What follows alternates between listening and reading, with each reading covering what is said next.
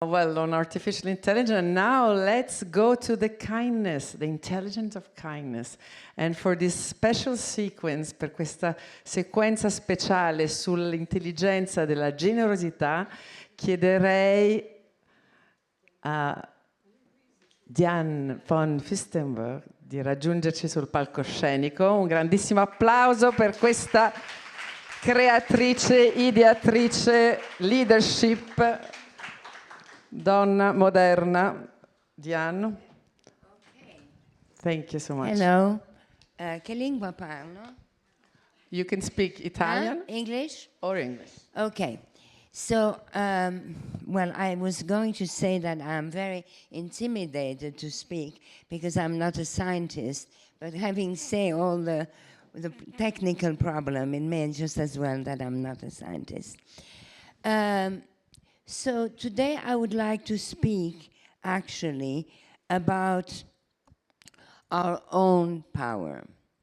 And for that, I will use my own experience, my own life. I've lived a very long life and a very full life, and I will use that. So before I speak about my own life, I have to speak about the moment that I actually was born, because the other day I was also on a panel where there were all these incredible women who had lived genocide and survived all these things, and one had a Nobel Prize, and the question was, what is the most audacious thing you've ever done? And I thought to myself, how am I going to answer this after these women who have, you know, survived all these things? And then I realized that the most audacious thing I have ever done is being born. Why? Because 18 months before I was born, my mother was in Auschwitz. She was in Auschwitz for 13 months. She survived somehow, and when she survived, she weighed 29 kilos. So she wasn't supposed to survive. Her parents were very surprised that she made it. Her mother fed her like a little bird every 5 minutes, and within 6 months, she had gained her normal weight. Her fiancé came back from Switzerland. They got married, and the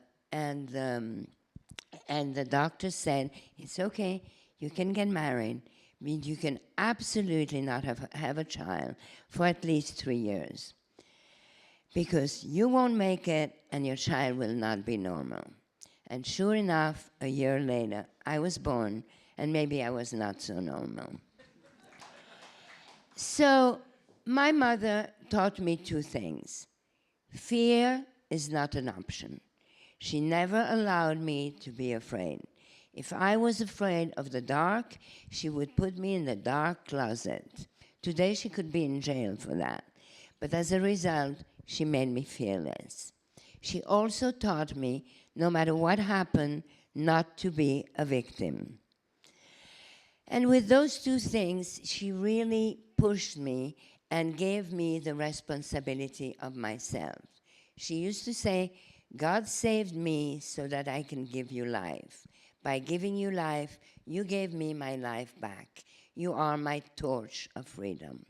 So I was born with a torch of freedom in my hands, which may seem a little heavy for a little girl. But what it was the responsibility of being me. So I grew up wanting to be a woman in charge.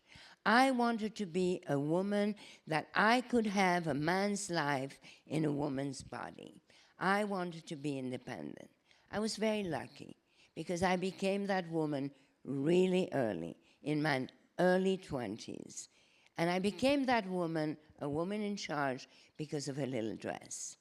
A simple little dress that millions of women bought And that gave me my confidence. And because I got my confidence from a little dress, I became a conduit for all millions of women to get their own confidence. So from that moment on, I became a conduit. Yes, of course, I made the dress, but really, the dress made me. So being in charge is something it was also at the moment of women's liberation, Gloria Steinem, I was in New York. It was wonderful to be young in the 70s in New York. We were free, we thought we invented freedom, blah, blah, blah. And I was this woman. So I really spent the entire time being involved in women's group, in Vital Voices, and all kinds of things in order to be in charge. Then I was supposed to do a book on being in charge during COVID, and I thought the cover, In Charge, that was very aggressive. So I said, what does it really mean to be in charge? And I really realized that to be in charge is owning it. You own your imperfection, they become your assets. You own your vulnerability, you turn it into strength. And so I did a little book called Own It. Okay. So that was my cause. That's what I was doing it. Now that I am in the winter of my life, I have discovered something else. I have discovered the power of kindness. I have discovered that kindness is a currency and generosity is the best investment. To be in charge is, to be in charge is really to own who you are, right? So to be in charge is about the relationship you have with yourself. And the most important relationship we have is with ourselves. And the dialogue we have with ourselves should never be interrupted. And I was lucky. I realize now that for whatever reason,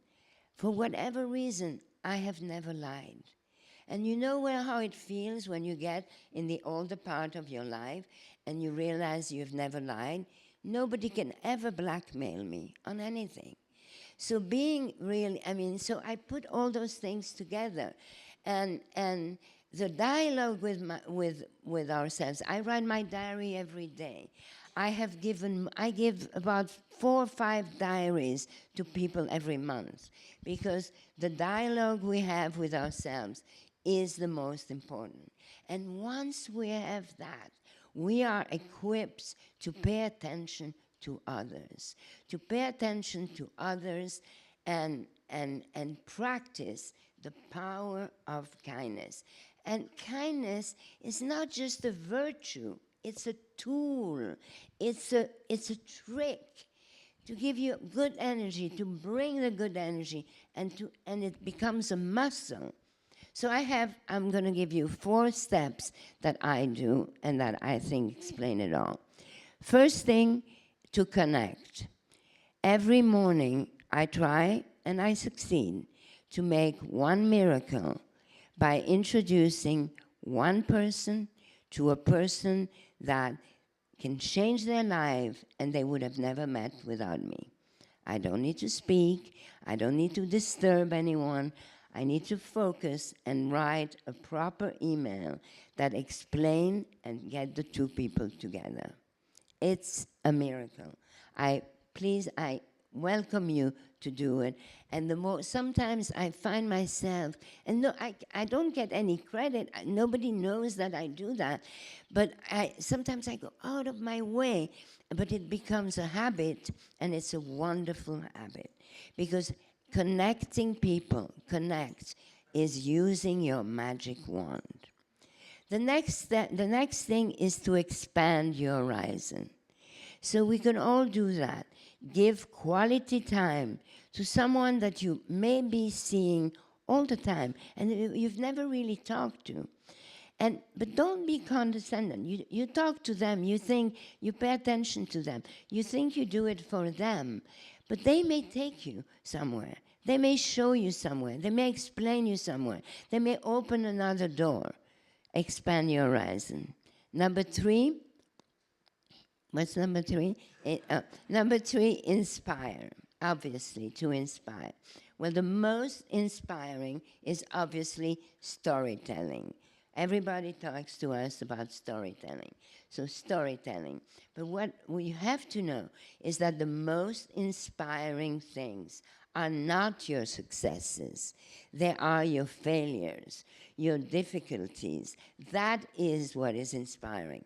I mean, every time I have a friend that gets fired, that goes bankrupt, that has a bad article in the press, I always call them and I say, remember, these moments will make your best anecdotes when you tell your story. And automatically they look at it differently. And last, but not least, is obviously advocate. Find your causes. And all of you in this room today, and Ellen, you are wonderful to put this together.